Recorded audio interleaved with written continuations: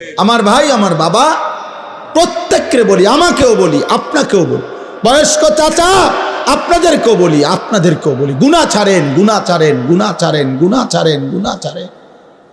এই দাদা, চাচা, গুনাহ আগুন, গুনাহ আগুন। চা দোকানের আড্ডা বন্ধ করেন, নাটক সিনেমা দেখা বন্ধ করেন, টেলিভিশনের নর্তকী দেখা বন্ধ করেন, কথায় কথায় গালিগালাজ করা বন্ধ করেন, সুদের টাকা বন্ধ করেন, আব্বা কিস্তি লওয়া বন্ধ করেন। এই বুড়া মিয়া জাহান্নামে যাবেন, জাহান্নামে, জাহান্নামে। কিস্তি আপনারে জাহান্নামে নেবে, সুদ আপনারে জাহান্নামে নেবে, বিড়ি আপনারে জাহান্নামে নেবে, চা দোকানের টেলিভিশনের আড্ডা, নর্তকীর নাচ দেখা আপনারে নর্তকী নাচতে নাচতে জাহান্নামে ফেলবে, জাহান্নামে। ওয়া ইন্নাল ফুজুরা ইয়াহদি ইলান নার। আল্লাহর নবী বলেন, প্রতিটা পাপ তোমাদেরকে জাহান্নামের দিকে নিয়ে যাও, আগুনের দিকে। কিসের দিকে বলেন না? কোরআন শরীফে আছে, আল্লাহ তাআলা কোরআনুল কারীমের একটা সূরার মধ্যে 11 বার একটা কথা বলছেন, ওয়াইলুন ইয়াউমাইদিল লিল মুকাদ্দিবিন। আল্লাহ বলছেন, প্রত্যেক মিথ্যাবাদী, নাফরমান, পাপী, মনে রেখো সেদিন আখিরাতে মিথ্যাবাদী, পাপী, নাফরমানদের জন্য রয়েছে জাহান্নাম। এই কথাটা এক সূরাতে আল্লাহ 11 বার বলার পর কথা শেষ করছে। শেষ কথাটা আল্লাহ তাআলা বলছে, ফাবি আইয়্যি হাদিসিম বাদাহু ইউমিনুন। আমার বান্দা বলো তো, আমি আল্লাহ এরপরে আর কেমনে বললে, কি বললে তুমি বিশ্বাস করবা? আল্লাহ নিজে বলছে, ফাবি আইয়্যি হাদিস, এরপরে আমি কি বলতাম, এরপরে বান্দা আমি আর কিভাবে বলতাম। আমি আল্লাহ জাহান্নামের এত বিস্তারিত বর্ণনা কোরআনে দিলাম, জান্নাতের এত বিস্তারিত বর্ণনা কোরআনে দিলাম, আখিরাতের এত বর্ণনা কোরআনে দিলাম, কিয়ামতের এত কথা কোরআনে বললাম, পূর্ববর্তী বহু জাতি ব্যক্তির ঘটনা বলি আমি কোরআনে বর্ণনা করলাম, যে আমার অনুগত হলে কি হয়, আমার অবাধ্য হলে কি হয়। ফেরাউনের কথাও আমি কোরআনে উল্লেখ করছি, ইউসুফ আলাইহিস সালামের কথাও আমি কোরআনে উল্লেখ করছি। আনুগত্যের পুরস্কার কি, আমার অবাধ্যতার পরিণতি কি, সেই নূহ আলাইহিস সালামের কওম থেকে আমি আল্লাহ যুগে যুগে কত জাতি, কত ব্যক্তিকে আমার নাফরমানির কারণে ধ্বংস করে দিছি, কত জাতি, কত ব্যক্তিকে আমার আনুগত্যের কারণে সম্মানিত করেছি। এগুলো আমি কোরআনে বলেছি। আমি জাহান্নামের বিস্তারিত বর্ণনা দিয়েছি, জান্নাতের কথা আমি আল্লাহ বলেছি, আমার রসুলকে আমি কেন পাঠাইছি সেটা আমি বলছি, আমার আদেশ কি আমি বলছি, আমার নিষেধ কি আমি বলেছি, আমি তোমাকে কেন বানাইছি তাও বলছি, আমি তোমার কাছে কি চাচ্ছি তাও বলছি, আমি তোমাকে আখিরাতে কি দেব তাও বলেছি, দুনিয়া তুমি কিভাবে চলবা তার বিধিবিধানও আমি বলে দিয়েছি। তো আল্লাহ যেন বলে, বান্দা আর আমি কি বলতাম, তবুও কেন জাহান্নামী হইলাম?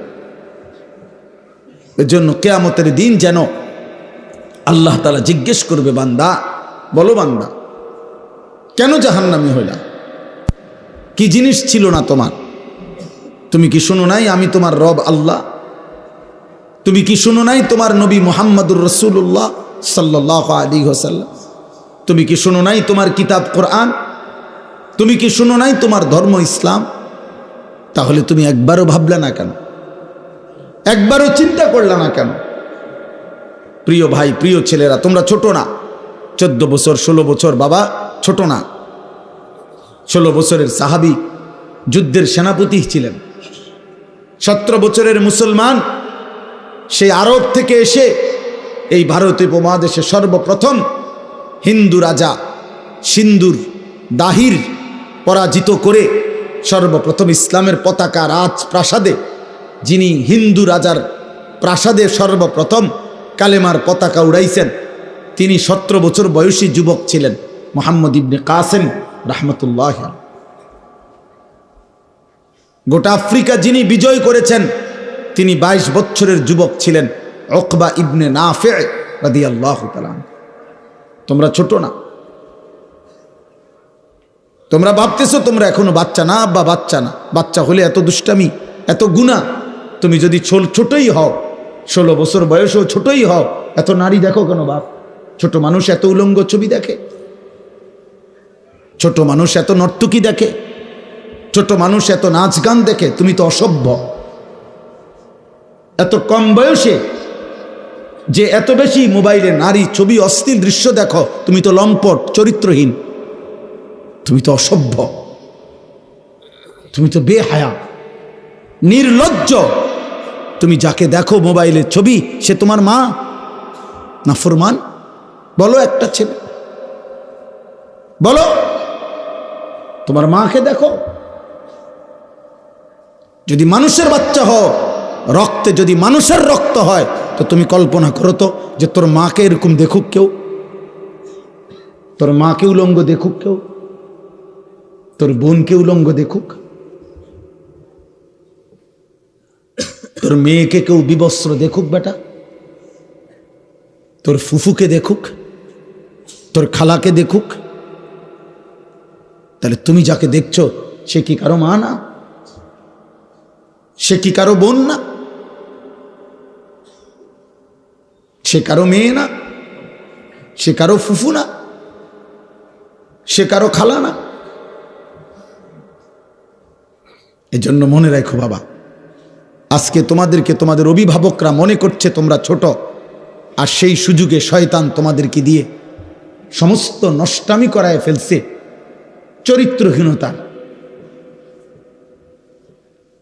চরিত্রহীনতার জেনার, ব্যভিচার, নারী ছবি, অশ্লীলতা, বেহায়াপনা। গত 2 দিন আগেও পত্রিকা আসছে বাংলাদেশে গত 1 বছরে, গত 10 বছরের চাইতে বেশি, আমি নিজে পড়ছি রিপোর্ট, এইডস আক্রান্ত, মানে যৌন রোগে আক্রান্ত মারাত্মক যেটা মহামারী, HIV আক্রান্ত রোগীর সংখ্যা গত 10 বছরের চাইতে গত 1 বছরে বেড়ে গেছে। এবং উনি লিখছেন যে এর একটি বড় অংশ, রিপোর্টার লিখছেন, বিভিন্ন হসপিটালের জরিপ হিসাব করছেন, এই হসপিটালে চিকিৎসাধীন কয়জন, এর মধ্যে উনি লিখছেন বড় অংশ কিশোর, যুবকও না, কিশোর। কিশোর মানে সর্বোচ্চ 13, 14, 15 বছরের ছেলেদেরকে বলে। যারা এই পরিমাণ অসভ্যতা করছে যে পচে গেছে এখন মহামারীতে, এইডসে আক্রান্ত। এজন্য দোস্ত, একদিন ঘুম ভাঙবে, একদিন তুমি জাগবে। পৃথিবী তোমার অপেক্ষায় বসে থাকবে না। তোমার দাদা তোমার সাথে মরবে না, তোমার আগে মরে যাবে। তোমার আব্বা তোমার সাথে মরবে না। ওই যে দেখেন, ওই বেয়াদব দেখেন, ওই 2 বেয়াদব চুরি করে, মানে এমন গাদ্দার, যে গাদ্দারের কথা হইল আমি শুনবো না, তোমার মতো হুজুর না, তোমার আব্বা বললেও আমি শুনবো না, আমি ছবি উঠাবো। আরে বেয়াদব, উঠে গেলে ভালো। এত রাত হয়েছে, ঘুমায় যাও বাবা, অথবা গিয়ে বাইরে অন্য ছবি দেখো।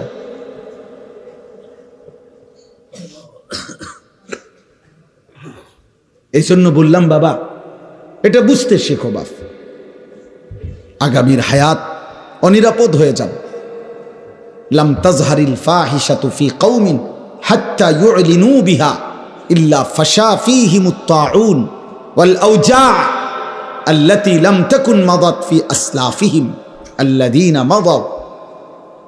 নবী সাল্লাল্লাহু আলাইহি ওয়াসাল্লাম বলেন, কোন সম্প্রদায়ের মধ্যে যদি জিনা, ব্যভিচার, নারী পুরুষ, ছেলে মেয়ের অবাধ মেলামেশা বেড়ে যায়, খোদার কসম নবী বলছেন, এটা যদি একদম খোলামেলা হয়ে যায়, ব্যাপক হয়ে যায়, তা আল্লাহর নবী বলেন নিশ্চিত সেই সমাজে মহামারী আসবে, তাউন, এবং এমন রোগ ব্যাধি আসবে যা তোমাদের পূর্ববর্তীদের মধ্যে ছিল না। প্রিয় ভাই, তোমাকে তো বাঁচতে হবে। আমি যে চিৎকার করি দোস্ত, আরে ছেলে তুমি তো বাঁচতে হবে আব্বা, তুমি যদি এমন হইতো যে বিপদে পড়বো আমার পাপের কারণে, আমার দাদায়, কারণ আমি তো মরে যাবো আগে, দাদা মরবো পরে, না রে আব্বা তুমি পড়বা বিপদ। আগামীর সমাজে নিরাপদ সম্পর্ক, হাদিসে আছে, কোন সমাজের মধ্যে ছেলে মেয়েরা যদি অবাধ এই নারী ছবি, অশ্লীলতা, বেহায়াপনা, উলঙ্গতা তোমাদের সবার পছন্দ হয়, তাহলে আগামী সমাজে তুমি নিরাপদ সম্পর্ক, নিরাপদ ফ্যামিলি, আগামী সময়ে তোমরা নিরাপদ বোন, নিরাপদ মেয়ে, নিরাপদ ইজ্জত, সতীত্ব খুঁজে পাবা। আল্লাহর কসম করে বলো, কসম খোদার, এটা মনীষীদের কথা। তুমি যেমন নষ্ট, তো যে তোমার বিবাহের সম্পর্কে আসবে, তো একদিন পরে হোক আর 6 মাস পরে হোক, তুমি টের পাইবা সেও দুশ্চরিত্র। সেদিন আফসুস করতে হবে না। ঠিক বলে চিৎকারের দরকার নাই বাপ, তুমি বুঝো।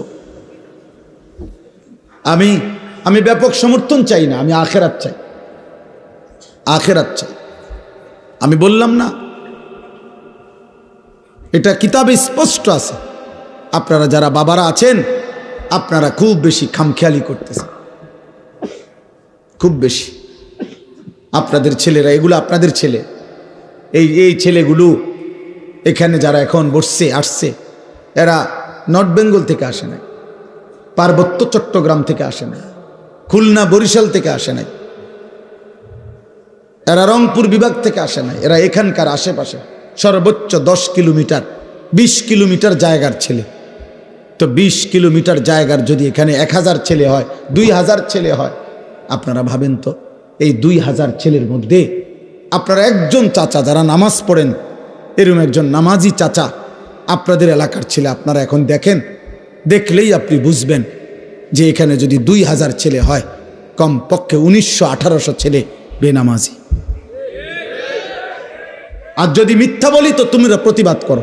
তোমরা যারা আজকের সারাদিনে 5 ওয়াক্ত নামাজ পড়ছো, যুবক ভাই, কিশোর ভাই, তো তোমরা প্রতিবাদ করো যে না, আমরা হুজুর আপনাকে এখন প্রমাণ করব আমরা বেশি অংশ নামাজ পড়ছি। বলো, তুমি চ্যালেঞ্জ করো, তাহলে বিচার হবে আমার, তাহলে আমার বিচার হবে। তোমরা যা বিচার করো আমি তা মাইনা নেব। হ্যাঁ, আমার ভিডিও হবে, বিচার তোমরা জানাই দিবা যে আমরা হুজুররে অপমানিত করে দিছি ভুল ইনফরমেশনের কারণে। তাহলে একটি 92 থেকে 95% সংখ্যাগরিষ্ঠ মুসলিম দেশে, যেখানে চারিদিকে মসজিদ মাদ্রাসা, প্রতি ওয়াক্তের নামাজের আজান মাইকে হয়, হিন্দুস্তানের এমন অসংখ্য প্রদেশে, ইন্ডিয়ার মুসলমানের ওইখানের হিসাবে সংখ্যালঘু যদিও, আমাদের এখানের হিসাবে বেশি। বোঝেন নাই কথা? ইন্ডিয়ার মোট জনসংখ্যার কারণে হলো মুসলমান কম, কিন্তু আমাদের বাংলাদেশের সব মিলানোর চাইতে যে পরিমাণ, তার চাইতে ইন্ডিয়ায় মুসলমান বেশি। আমি নিজে ইন্ডিয়ায় তো ছিলাম 8 দিন 2022 সালে, আরও একবার গেছি 2018 সালে চিকিৎসার জন্য। তখন আমি তো ইন্ডিয়ার এমন প্রদেশে গেছি যেই প্রদেশের মুসলমান আছে কিন্তু কোনো মসজিদে প্রকাশ্যে আজান দেওয়া নিষিদ্ধ, এরকম বহু জায়গা আছে। কোথাও কোথাও আবার অনুমতি আছে অল্প কিছু জায়গায়। তাইলে বলার উদ্দেশ্য হলো ভাইয়া, যেখানে চারিদিকে মসজিদের মিনারায় আজান হয়, প্রতি ওয়াক্ত নামাজ যদি আমরা কল্পনা করি, কমপক্ষে আমাদের এক একজন ব্যক্তি যেখানেই থাকি আশেপাশের, না হয়তো খেয়াল করলে 10টা মসজিদের আজান এতটা কাছাকাছি যে শুনবার কথা, তাহলে প্রতি মসজিদে যদি 4টা করে মাইকের হরন থাকে, তাহলে 10টা মসজিদে 40টা হরন একসাথে আজান দিছে। তুই নাফরমানের কলিজার মধ্যে, তুই এত বড় নিকৃষ্ট পাষাণ বেয়াদব, এত বড় বেয়াদব, তুই বেয়াদবের কলিজার ভিতরে এতগুলো হরনের মাইকের আজান, 100টা কলিজাটা কিন্তু নাড়াইতে পারে না। কত বড় নিকৃষ্ট বেয়াদব! বেনামাজির চাইতে বেয়াদব পৃথিবীতে কেউ নেই। কত বড় নিকৃষ্ট! হায়, তোর মা তোকে শেখায় নাই কোনোদিন? আহা, নাফরমান ছেলে, তোমার মা কোনোদিন বলে নাই তুমি মুসলমান? তোমার বাবা কোনোদিন বলে নাই? তোমার ছোটবেলার মক্তবের হুজুর তোমারে কোনোদিন বলে নাই যে মুসলমানের উপরে 5 ওয়াক্ত নামাজ ফরজ? তো 16 বছর বয়সে এভাবে ভুলে গেলা, 18 বছর বয়সে এভাবে ভুলে গেলা। তো মাত্র এত কম বয়সে যদি আল্লাহকে এভাবে ভুলে যাও, 24 ঘন্টার মধ্যে একটা সেজদাও দিলা না যেই নাফরমান ছিল, তো আল্লাহকে যদি এভাবে বিদায় দাও, আরে নাফরমান, আগামী 60 বছর তোর যদি হায়াত হয় আর এভাবে বেনামাজি জিন্দিগি চলে, তো আগামীতে তুই দাজ্জাল হবি, দাজ্জাল। তুই তো হবি দাজ্জাল।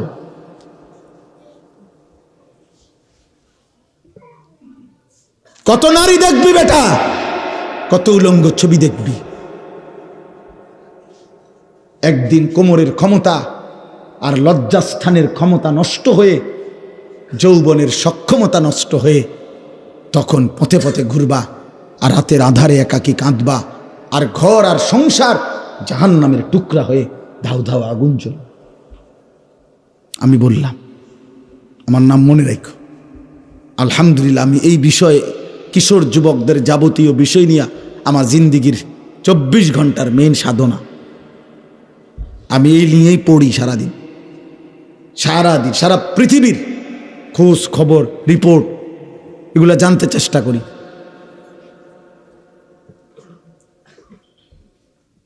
ওইখানে লিখছে, ওই কথাটা শেষ করছিলাম না, এই রিপোর্টে বলছে এরপরে, তাহলে বললাম যে বেশি অংশ কিশোর। এরপরে আরো আশ্চর্য জঘন্য কথা লিখছে যে এইডস আক্রান্ত যেই রোগী এই মুহূর্তে বাংলাদেশে, তাদের মধ্যে বড় অংশ, বৃহৎ অংশ সমকামী। খোদার কসম, মানে ছেলে ছেলে অপকর্ম করে। তার মানে এই কুত্তা নারী দেখতে দেখতে, মোবাইলে অশ্লীল ছবি দেখতে দেখতে 24 ঘন্টা এটা কুত্তার মতো হয়ে গেছে। এই জন্য এই কুত্তার দেরি করা সহ্য নাই, যেখানে যা পাচ্ছে ডানে বামে সব শেষ করে দিচ্ছে। কারণ এই তো কুত্তার মতো হয়ে গেছে নারী দেখতে দেখতে, অশ্লীল ছবি দেখতে দেখতে। তার তো শরীরের কোনো ভারসাম্য নাই, জীবনের কোনো ভারসাম্য নাই। ওর মা কিসের আর বাবা কিসের? ওর তো দরকার যৌন চাহিদা পূরণ। ওর আবার ইজ্জত কি, সম্মান কি? অত ওর বাবার ইজ্জত অনেক আগে কোরবান করে দিছে। কারণ ও প্রথম যেদিন চুল রাখছে মুশরিকের মতো, সেদিনে তো সে বলে দিছে, আব্বা আমার বাবা মূলত বেঈমান, তুমি না। প্রথম যেদিন 5 ওয়াক্ত নামাজ একদিন পুরা ছেড়ে দিছে, সেদিনে চাই না ফরমান তার মাকে বলে দিছে, মা আমি মুসলমানের সন্তান না, মা আমি তোমাকে ত্যাগ করলাম। না তো মুসলমানের বাচ্চা কেমনে বেনামাজি হয়? মুসলমানের রক্তে কেমনে এক বেলা নামাজ না পড়ে একটা সেজদাও দিবে না? এত বড় জানোয়ার মুসলমানের ঘরে নলে ঘুমায় কেমনে? বলো মিয়া, এটা মেনে নেই কেমনে? এই কলিজায় মানি কেমনে? যদি কোনো দুনিয়ার মানুষও যদি বলে, বেটা আজকের 24টা ঘন্টা তোদের ভাত মাছ, তোদের ঘর সংসারের জন্য আমি সারাটা সময় শেষ করলাম, আর বিনিময়ে তুই আমার প্রতি একটা কৃতজ্ঞতা, একটা থ্যাংক ইউ দিলি না, তুই মানুষের বাচ্চা নি রে। দুনিয়ার মানুষ বলবে না এরকম? আমি যদি ওনার জন্য আজকের 24টা ঘন্টা আমি ওনার লেগে মনে করেন পরিশ্রম করলাম, বিনিময়ে ওনার মুখে আমি হাসি ফুটাই দিলাম, আর এই নাফরমান লোকটা যদি আমার উপকার থেকে উপকৃত হয়ে আরেক দিকে ফিরে যায়গা, আমার কলজাটার মধ্যে মানবনি এটা যে কিরে তুই মানুষের বাচ্চা নি, তুই লাগে আমি 24টা ঘন্টা এত কষ্ট করলাম, তুই কি তারে করলি? তুই তো আমার একটা হাসি মুখে বিদায়ও দিলি না, ভদ্রতাও দেখাইলি না। তো মহান আল্লাহ পাক 24 ঘন্টা পরে যেন বলে, এই নাফরমান বান্দা, আজকের এই 24টা ঘন্টায় এত বড় আসমান জমিন, চন্দ্র সূর্য, আলো বাতাস, রোদ বৃষ্টি, খাদ্য খাবার, চোখ নাক কান নিঃশ্বাস, হৃদয়ের স্পন্দন আমি দিয়ে তোকে আমি এত 24টা ঘন্টা লালন পালন করলাম, তোরে আমি আদর করলাম, আমি রব, আমি মালিক, তুই আমারে একটা সেজদা দিলি না? তুই মানুষের বাচ্চা। এজন্য যদি মুসলমান মায়ের ঘরে জন্ম নাও, তো এখন আর রাতে গিয়ে ঘুমায়ও না, আজকের রাতে সেজদা দাও। যদি মায়ের পবিত্র রক্ত, পবিত্র দুধ পান করে থাকো, বুঝছো মিয়া? জীবন জানোয়ারেরও পার হয়, রাত কুত্তারও ভোর হয়, রাত শুকুরেরও ভোর হয়, দিন কুত্তারও সন্ধ্যা হয়, সারা দিনের খাবারের চাহিদা জানোয়ারেরও পূরণ হয়, ঘুমের চাহিদা জানোয়ারেরও পূরণ হয়, থাকার ব্যবস্থাপনা কুত্তাও কোনো জায়গায় বারান্দার মধ্যে রাস্তার কোনো কিনারায় শুয়েই থাকে, একখানে না একখানে পার হয়েই যায়। জীবন একভাবে না একভাবে পার হয়েই যায় আব্বা, আখেরাত পার হবে না বাপ, আখেরাত পার হবে না আব্বা। অস্থিরতার কারণে আমরা বললাম, কষ্ট পাইবা, হাসলে কিংবা কাঁদলে, সুখে কিংবা দুঃখে মৃত্যু হয়ে যাবে, মরেই যাব আমরা, আজ কিংবা কাল। নাম ঘোষণা হবেই, মাইকে এলান হবেই, আজ সে মরল, আগামীকাল আমি মরলাম, এমন আর কি।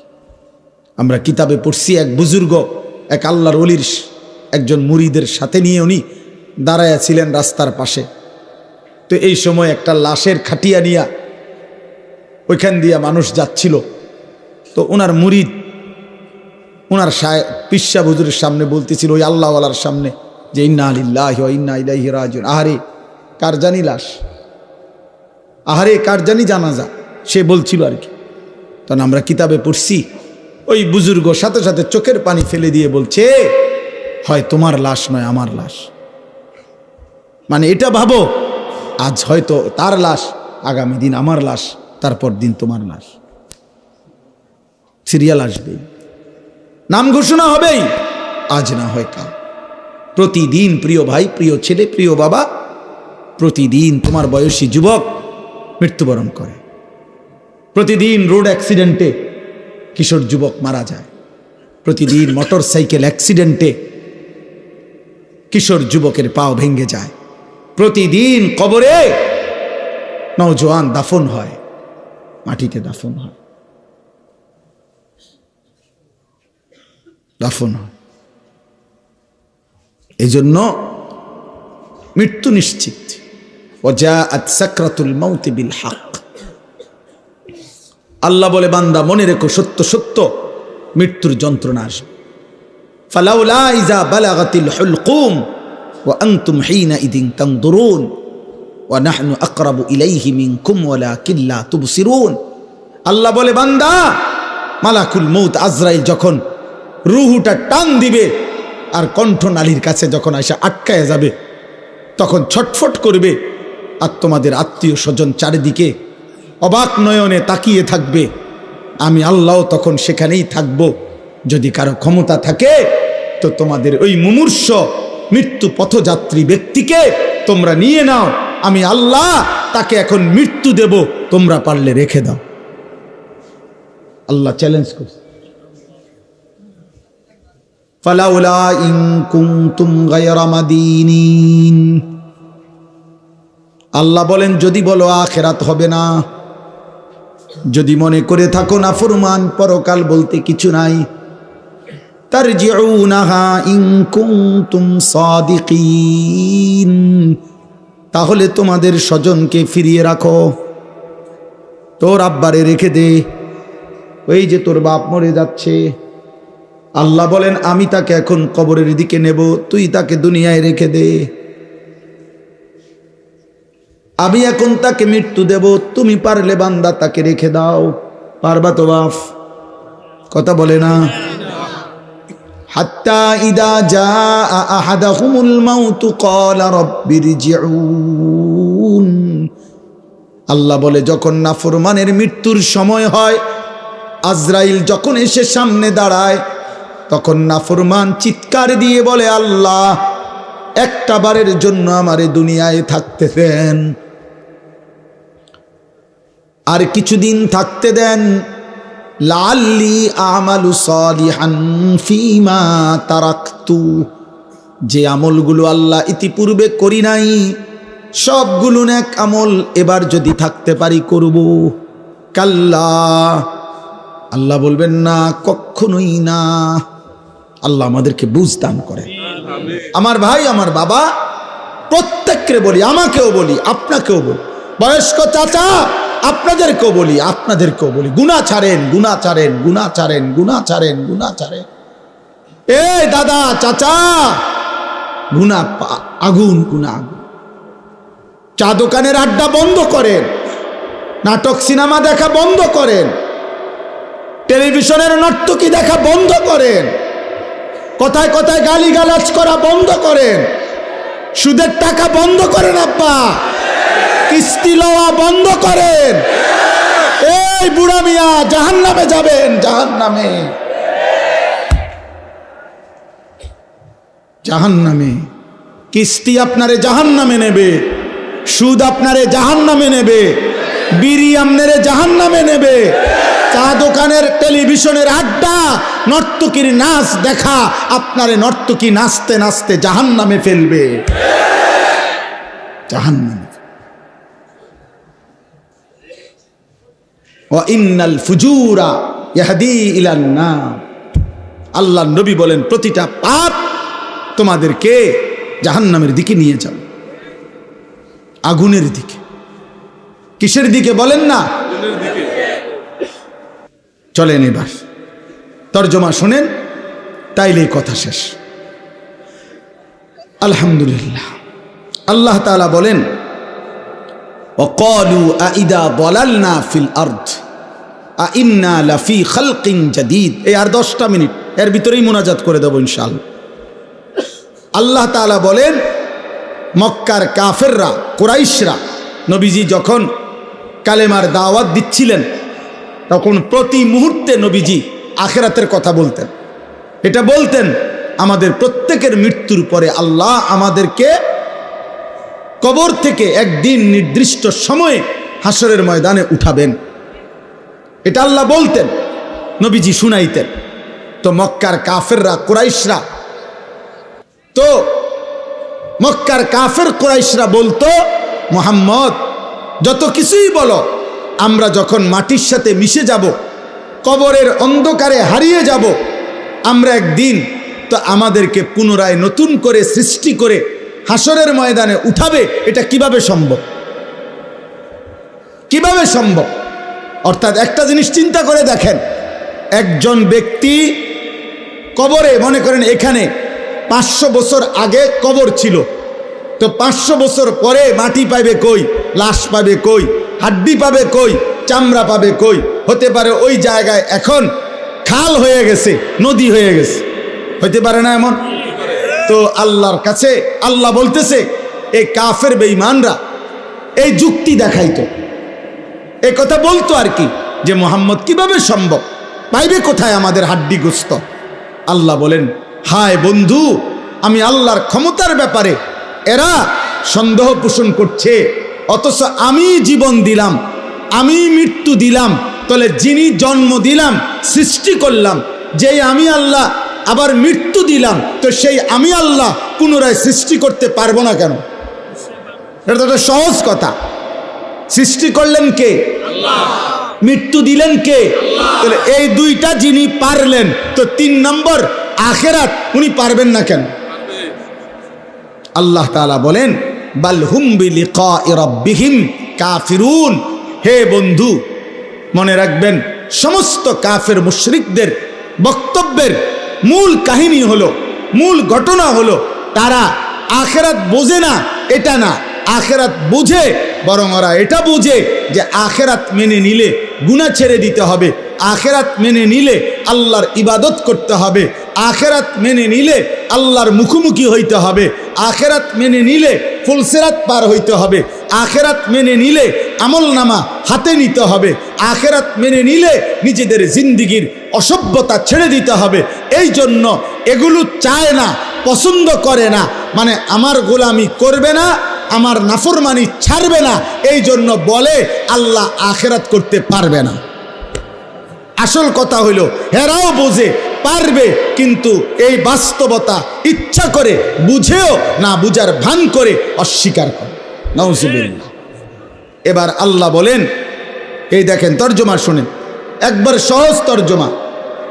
আল্লাহ তাআলা বলেন, কুল, হে নবী আপনি বলে দেন, ইয়াতাওয়াফাকুম, আরে ভাই কথা বলো না, বাবা কথা বলো না, যারা দূরে যাচ্ছ যাও, কোনো সমস্যা নাই, কথা বলো না আব্বা। কুল ইয়াতাওয়াফাকুম মালাকুল মাউত আল্লাযী বুক্কিলা বিকুম, এ শুধু অনুবাদ বললে আপনি বুঝবেন। আল্লাহ বলেন, হে নবী আপনি বলে দেন, তোমাদের প্রত্যেককে আমি আল্লাহর পক্ষ থেকে নির্ধারিত ফেরেশতা মালাকুল মউত আজরাইল তোমাদের মৃত্যু ঘটাবেন, জান কবজ করবেন, মানো কিংবা না মানো, ঘুমে থাকো সজাগ থাকো, হাসো কিংবা কাঁদো, রাতে কিংবা দিনে, একাকী কিংবা প্রকাশ্যে, সুখে কিংবা দুঃখে, রাজপ্রাসাদে কিংবা কুড়ে ঘরে, আমি আল্লাহর হুকুমে আজরাইল তোমাকে মৃত্যু ঘটাবেই ঘটাবে, জান কবজ করবেই করবে কিনা বলেন? মৃত্যু হবে তো? ইতিপূর্বের মানুষগুলোর মৃত্যু হয়েছে তো, তাহলে আমাদের মৃত্যু হবে না কেন? আমার দাদা মরলো কেন, আমি মরবো না কেন? আমার বাপ মরলো কেন, আমি মরবো না কেন? তার মানে পূর্বসূরীরা মারা গেছেন, আমরাও মৃত্যুবরণ করব। সুম্মা ইলা রব্বিকুম তুরজাউন, আল্লাহ বলেন অতঃপর তোমাদের সকলকে আমি আল্লাহর সামনে কিয়ামতের দিন একত্র করা হবে। তাইলে এই দুইটা কথা, এটাই মূল কথা। আল্লাহ বলে, বান্দা আজ যেমন চোখে দেখছ মৃত্যু হবে, এটা যেমন চোখে দেখার কারণে মেনে নিচ্ছ, অচিরেই এটাও শুনো আখিরাত হবে, সেটাও চোখে দেখবা, সেদিনও তুমি মানতে চাইবা, আবার আসতে চাইবা, কিন্তু আমি আল্লাহ ফেরত দেব না। এই দেখেন এরপরের আয়াত, আল্লাহ বলেন, ওয়ালাউ তারা ইদিল মুজরিমুনা নাকিসু রুউসিহিম ইনদা রাব্বিহিম, বন্ধু নবী আমার, সেদিন হাসরের ময়দানে দেখবেন এই আমি আল্লাহ যাদেরকে একত্র করছি, এই নাফরমান পাপীরা, অবাধ্য মুশরিক বেঈমান পাপী, আমার অবাধ্য বান্দারা, আমি আল্লাহর সামনে মাথা নুয়ে লজ্জায় অপমানে দাঁড়িয়ে থাকবে। এক, দাঁড়িয়ে কি করবে? বলবে আল্লাহর কাছে, রব্বানা আবসারনা ওয়া সামি'না, আল্লাহ আজকে গোটা হাসরের ময়দান আমি নিজ চোখে দেখলাম, ওয়া সামি'না, নিজ কানে সব কথা শুনলাম, ইন্না মুকিনুন, আজ আমি পুরা বিশ্বাস করলাম, ফারজি'না না'মাল সালিহান, অতএব এই আখিরাত থেকে, হাসরের ময়দান থেকে আপনি আমারে আরেকবার দুনিয়ায় পাঠান, এবার যদি পাঠান আমি নেক আমল করব। কি শূন্য কি বলা উচিত? সুবহানাল্লাহ। কি লেগে সুবহানাল্লাহ? বুঝেন নাই হিসাবটা? উনি এখন নেক আমল করার সুযোগ চাচ্ছে কখন? আখিরাতে গিয়া। বলতেছে আজ, ওই যে আমি বললাম আজ আমরা মৃত্যু দেখি, এজন্য মৃত্যুর ব্যাপারে ইয়াকিন আমাদের, সেদিন আখিরাতও আমরা দেখব, হাসরের ময়দানও আমরা দেখব, হাসরের মাঠও আমরা দেখব। আর নাফরমান পাপী আল্লাহর সামনে মাথা নুয়ে বলবে, আল্লাহ সব দেখলাম, সব শুনলাম, মানলাম, আমারে আরেকবার দুনিয়ায় পাঠান, আমি এবার গেলে নেক আমল করব। খোদার কসম, আল্লাহ বলবেন, ওয়ালাউ শি'না লা আতাইনা কুল্লা নাফসিন হুদাহা, এই নাফরমান বান্দা, আমি তো ইচ্ছে করলে দুনিয়ায় থাকতেই তোকে বাধ্য করে আমার বন্দিগি করাইতে পারতাম। পারতো? আমাদের এই সবগুলো লোককে নামাজ পড়াইতে, সেজদা দেওয়াইতে আল্লাহ সম্ভব? আল্লাহর পক্ষে আল্লাহ পারবেন? কথা বলেন না। আমরা যারা এক ওয়াক্ত নামাজ পড়ি না, আল্লাহ আমাদের সাথে পারবে তো? আল্লাহ আমাদের উপরে শক্তি প্রয়োগ করলে আমরা সেজদা দিতে বাধ্য হব তো? কিন্তু প্রশ্ন হইল, তখন পুরস্কার দিবে কেন? যদি বাধ্যই করে, যদি আল্লাহই বল প্রয়োগ করাইয়া আমার সেজদাই করায়, তো পুরস্কার কিসের আবার? এইটা হলো মূল। আমি যদি এখন এই লাইটটাকে বলি, হে লাইট, এ আজকের মাহফিলে তুমি 6 ঘন্টা ধরে নীরবে সুন্দরভাবে জ্বলে থাকার কারণে তোমাকে 100 টাকা গিফট করলাম, তো লাইট কি বলবে? জি না, না আমার কৃতিত্ব কি? এটা সুইচওয়ালার হাতে সব, ওই বন্ধ করে দিলে আমি বন্ধ, ওই জ্বালায় রাখলে আমি জ্বালায় রাখে, তো এখানে আমার ক্রেডিট কি? আমার কীর্তন পুরস্কার দিবে? পৃথিবীর কেউ এই জন্য লাইটকে পুরস্কার দিবে না। তাইলে আল্লাহ যদি আমাদেরকে জবরদস্তি করে বাধ্য করাইয়া বন্দিগি করায়, আজকে যারা যারা আমরা নামাজ পড়ি নাই, মনে করেন ভাই আমরা ঘুমের সময় যদি ফেরেশতা একটা থাপ্পড় মারে, একটা চটকনা থানা চটকনা মারে যে ওঠ একটা সেজদা দে, এক থাপ্পড়ে তো তার 14 গোষ্ঠী আর কোনোদিন নামাজ ছাড়বেন। ফেরেশতার শক্তি তো অসম্ভব। এই জন্য বললাম, তা আল্লাহ বলেন আমি চাইলে তো পারতাম বান্দা, জোর করে তো তোমারে বন্দিগি করাইতে পারতাম, কিন্তু তখন আমি পুরস্কার দেব কেন? তখন আমি পুরস্কার দেব কেন? এই জন্য আল্লাহ বলেন আমি তো সেদিন দুনিয়ায় কোরআনের মাধ্যমে, নবী রাসূলের মাধ্যমে, আমার ওয়াহির মাধ্যমে, কত লক্ষ উলামায়ে কেরামের মাধ্যমে, কত ওয়াজ, কত মাহফিল, কত জুমার বয়ান, কত চোখের পানির বিনিময়ে আমি তোমার কাছে কথা পৌঁছাইছিলাম যে বান্দা আমারে না দেখে, আখিরাত না দেখে তুমি আজকে দুনিয়ায় আমার গোলামি করো, বন্দিগি করো, আজকে আখিরাতে আমি ইচ্ছে করেছিলাম, চেয়েছিলাম তুমি দুনিয়ায় আমারে সেজদা করবা, আজ আমি আখিরাতে নিজ হাতে তোমার হাতে পুরস্কার তুলে দেব। কিন্তু তুমি আমার কথার কদর করলা না, তুমি আমার কথা পাত্তা দিলা না। ওয়ালাকিন হাক্কাল কাউলু মিন্নি লাআমলা আন্না জাহান্নামা মিনাল জিন্নাতি ওয়ান নাসি আজমাইন। অতএব হে নাফরমান, আজ আমার চূড়ান্ত ফয়সালা, আমি আল্লাহ তোমার মতো নিকৃষ্ট নাফরমান বেঈমান মানুষ এবং জিন দিয়ে আমার জাহান্নাম পূর্ণ করব, পূর্ণ করব। আজ আমি মাফ করব না, বিচার করব। সেদিন আমি দুনিয়ায় মাফ করতে চেয়েছিলাম, আল্লাহ এখন আমাদেরকে মাফ করবে এ কথা বলছি কিনা? কথা বলেন না কেন? এ আজকেও মনে করো তোমরা যতগুলো ছেলে, যে কয়জন এখনো আসো, তোমরাও যদি খোদার কসম আল্লাহর উপরে ঈমান ঠিক রেখে শিরিক মুক্ত হয়ে যদি তোমরা তোমাদের পিছনের জিন্দেগির গুনাহ, বেনামাজি জীবন, গুনার জীবন থেকে তওবা করে এক ফোঁটা চোখের পানি ফেলতে পারো, খোদার কসম আল্লাহ বলে আমি তোমার 90 বছরের গুনাহ একসাথে মাফ করে দেব। আসমান পরিমাণ গুনাহ মাফ করে দেব, পাহাড় পরিমাণ গুনাহ মাফ করে দেব, সমুদ্রের ফেনা পরিমাণ গুনাহ মাফ করে দেব। তো আল্লাহ তো এখন মাফ করতে রাজি কিনা? বলে না? আমরা আপনাদেরকে বলছি কিনা? কোরআন বলছে কিনা? নবীজি শুনাইছে কিনা? তো এত কিছুই আপনাদের কলজা লড়াইতে পারলো না। আল্লাহ বলেন সেদিন আমি বলছিলাম তো বান্দা, কিন্তু আজ আমি হাসরের ময়দানে মাফ করব না। আজ তো বিচারের দিন, আজ যার যা প্রাপ্য তাই পাবা, যার যা প্রাপ্য তাই পাবা। আজকে হিসাবে জান্নাত আসলে জান্নাত, হিসাবে জাহান্নাম আসলে জাহান্নাম। আজ ওজনে যা আসে তাই, আজ কোনো কথা নাই, আজ কোনো কথা নাই। এই সর্বশেষ কথা হলো ফাযুকু বিমা নাসিতুম লিকা ইয়াউমিকুম হাদা ইন্না নাসিনাকুম আবাফ। আল্লাহ যখন এই কথাটা বলে ফেলবে তখন একজন জাহান্নামী ব্যক্তির আর কোনো ভরসা থাকবে না। জাহান্নামী ব্যক্তিকে আল্লাহ সর্বশেষ বলে ফেলবে, হে আমার নাফরমান বান্দা, দুনিয়ার জীবন থাকতে তুমি আমার আখেরাতকে, আজকের এই দিনকে ভুলে গিয়েছিলে, আজ আখেরাতে আমি আল্লাহ তোমাকে ভুলে গেলাম। যাও তোমার বন্ধুদেরকে ডাকো, তোমার যারা মাস্তান বাহিনী সান্দাবাস তা করে ডাকো, তোমার না সাফাতি আছে, রামদা আছে, ডাকো।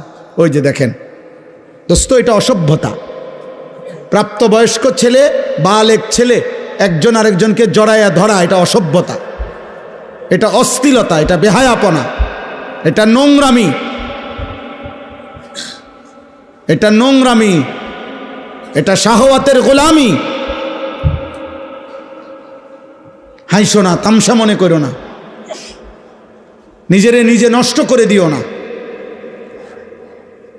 আমি বললাম কমপক্ষে 15 বছর থেকে 14-র পরে 15 বছর বয়স যখন ছেলেটার হয়, তখন সে বালেগ হয়, তার বীর্যপাত হয় যে কোনো সময়, তখন সে প্রাপ্তবয়স্ক, তার উপরে গোসল ফরজ হয়, তখন তার ভিতরে যৌন চাহিদা পূর্ণ থাকে। তখন থেকে, সেই থেকে যেই সমস্ত ছেলে পেলে এরকম প্রচণ্ড আকর্ষণে একজন আরেকজনকে জড়ায়া ধরে, এটাও সমকামিতার অংশ, এটা গুনার অংশ। এটা ভালোবাসা না, এটা বন্ধুত্ব না, এটা অবৈধ, এটা অসভ্যতা। তুমি তাকে এইভাবে প্রচণ্ডভাবে জড়িয়ে ধরবা কেন? বলবেন আপনি হুজুররা একটু বেশি বাড়াবাড়ি। না, বাড়াবাড়ি না, বাড়াবাড়ি না। তোমারে জাহান্নাম থেকে মুক্তি দেওয়া, তোমারে ফিরাবার চেষ্টা করা, বাপ, ফেরাবার চেষ্টা করা। এই জন্য দুস্থ, কোরআনুল কারীমে আল্লাহ বলছে ওয়ালা তাকরাবুজ জিনা, শুধু জিনা করো না এটা বলে নাই, আল্লাহ বলছে যতভাবে হইতে পারে জিনা, ব্যভিচার, নিজের এক কথায় লজ্জাস্থানের যেই কোনো গুনাহ হইতে পারে তার কাছেও যেও না, কাছেও যেও না। এজন্য কোনো মেয়েকে দেখলে তো আর আমি তার সাথে জিনা করি নাই না, এটা ধীরে ধীরে তোমাকে জিনার দিকে নিয়ে যাবে, এর সাথে হোক আর অন্য কারোর সাথে। কমপক্ষে না পারলে মন তো চাইবে, কমপক্ষে হারাম কল্পনা তো জাগবে। এই জন্য ভাই একটা ছেলেই বুঝো, আমি বড় আশা নিয়ে বলি, অনেকটা খোলামেলা বলে ফেলি, উদ্দেশ্য আমার একটাই, কেউ ফিরুক, কেউ ফিরুক, কেউ বদলাক, কেউ বদলাক। আজকে বললাম না, মা বাবা সবাই আমরা অভিভাবক শ্রেণী, আহারে আমাদের 14-16 বছরের ছেলে পেলেদেরকে সম্পূর্ণ ওর হাতে ছেড়ে দিছে, ছেলেটাকে পুরোপুরি তার নিজের হাতে তুলে দিছে। বাবা, তোমার চুল, তোমার পোশাক, তোমার কোন জামা ভাল লাগে, কোন গেঞ্জি ভাল লাগে, কোন প্যান্ট ভাল লাগে, তুমি খাইবা কি, কাকে পছন্দ করবা, কোন বন্ধুদের সাথে চলবা, বিকালে আড্ডা দিবা কোথায়, রাতে আড্ডা দিবা কোথায়, সব কিছু তোমার পছন্দ। তো your wish your life, your life your wish, তোমার জীবন তোমার পছন্দ, যার সাথে মন চায়, যা মন চায় তুমি নষ্ট হইয়া পচ্চা গইল্লা যাও, টাকা লাগলে আব্বার কাছ থেকে নিও, ভাত লাগলে তোমার মার কাছ থেকে গিয়ে খাই, শেষ। পেটে বুক লাগলে মায়ের রান্না করে রাখছে, আইসো ভাত খাইয়া যাইও, টাকা লাগলে তুমি সত্য বললা পারো, মিথ্যা বললা পারো, আমি আব্বার থেকে টাকা নিয়ে যাও, খালাস, এবার তোমার জীবন তুমি গড়ো। না না, এই পৃথিবীর ইতিহাসে সৃষ্টির প্রথম থেকে নিয়ে আজ পর্যন্ত মানুষের জীবন গঠনে তার উপরে কারো তত্ত্বাবধান থাকতে হয়, কেউ তাকে ধরে রাখতে হয়, কেউ তাকে টেনে ধরতে হয়, মন্দ পথ থেকে ফিরাইতে হয়, উত্তম পথে চালনা করতে হয়, নাইলে হয় না। নিজে নিজে মানুষ হয় না, নিজে নিজে জানোয়ার হয়, নিজে নিজে জানোয়ার হয়। এই জন্য গাভীর বাচ্চা, গাভী বাছুর আপনার 2 বাজারে গাভীর বাছুর হওয়ার 1 মাস পরেই 2 মাস পরে গাভী বেচালা, কোনো অসুবিধা নাই।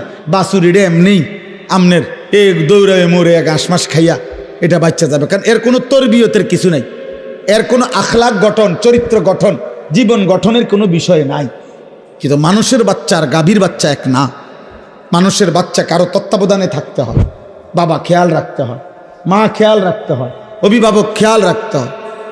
আমি ঘরের বারান্দায় বসছি, আমার মা আমার ডাক দিয়ে ভিতরে নিয়ে আসছে, আব্বা ভিতরে আইয়া বইও। আমি বলছি মা কি হইছে? মা বলছে ফুত, ওই বাসার কাজের মেয়ে তোর দিকে তাকায় ছিল, মা দেখছি, এই জন্য তোরে ডাইকা নিয়ে আসছে। আমার পুরা জীবনে আমি একটা টুপি লাল 4টা ফুলওয়ালা একবার একটা টুপি পরছিলাম, আমার আব্বা আমার টুপি খোলায় ফেলছে, বলছে না আব্বা ঠিক আছে, আমি জীবনে কোনোদিন বাবা সাদা টুপি ছাড়া অন্য টুপি পরি নাই, তুইও পরিস না আব্বা, না জায়েজ না।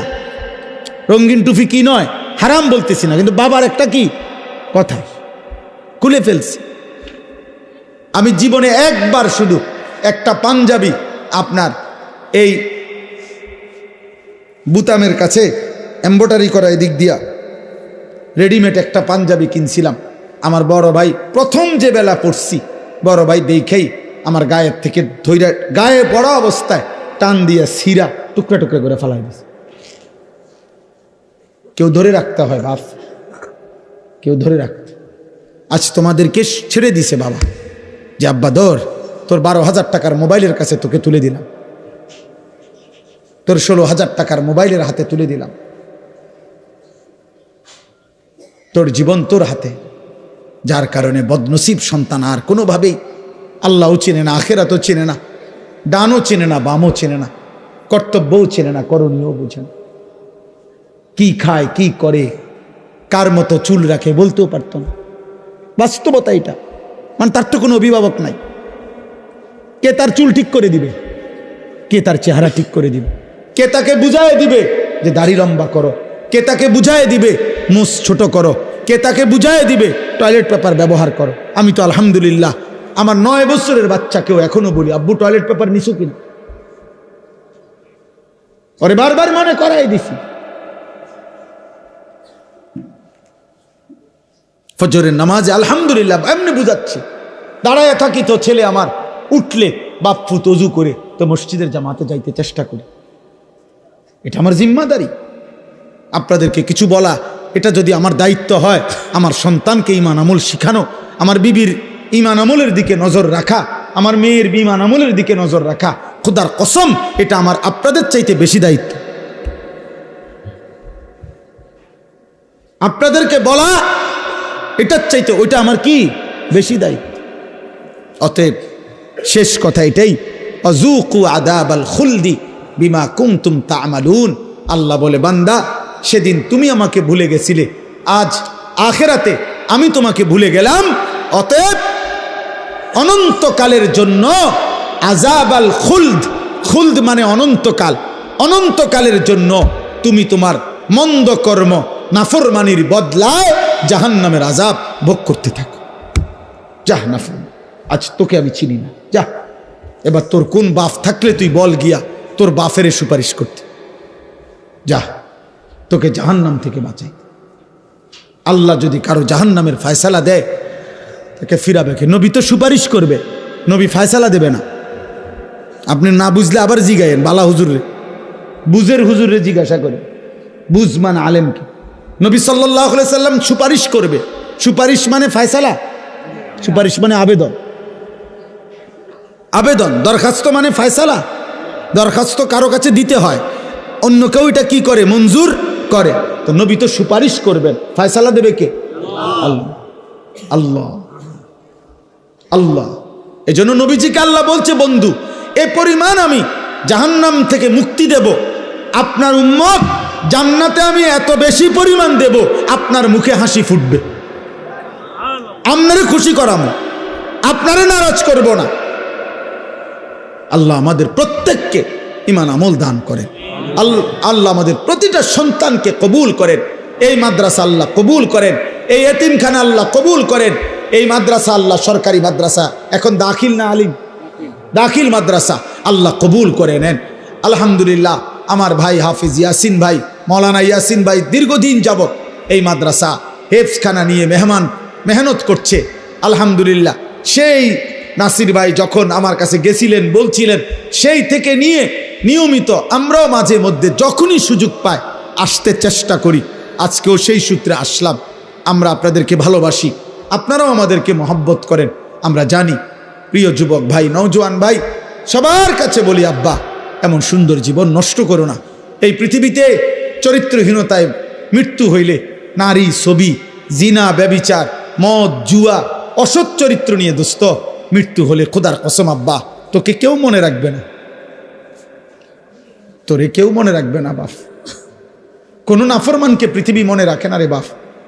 কোনো পাপীকে পৃথিবী সম্মানের সাথে স্মরণ করে না। ফেরাউনের নামে পৃথিবীর কোনো কুত্তার নামও নাই। নমরুদের নামে পৃথিবীর কোনো কুত্তার নামও নাই।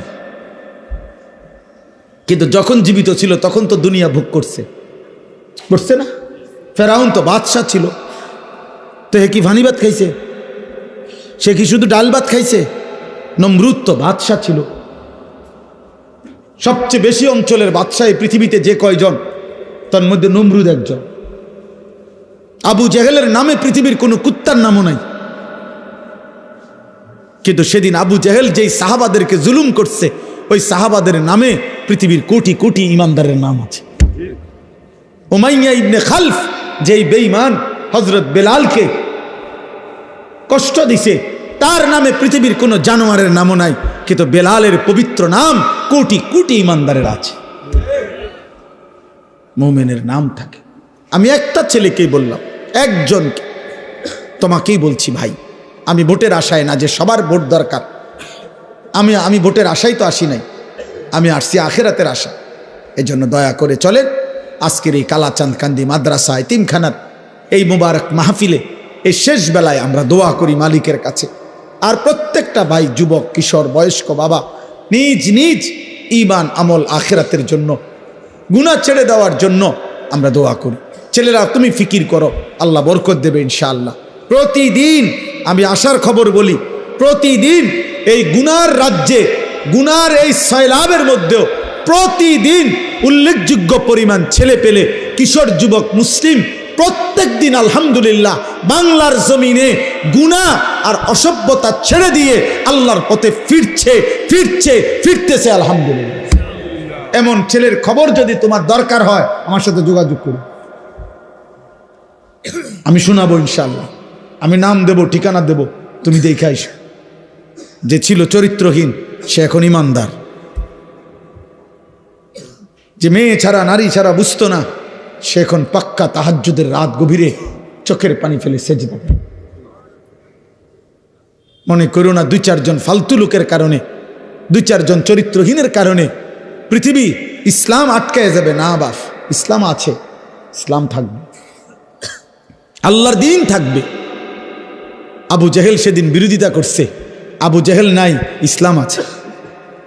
আবু লাহাব নাই, ইসলাম আছে, আছে না?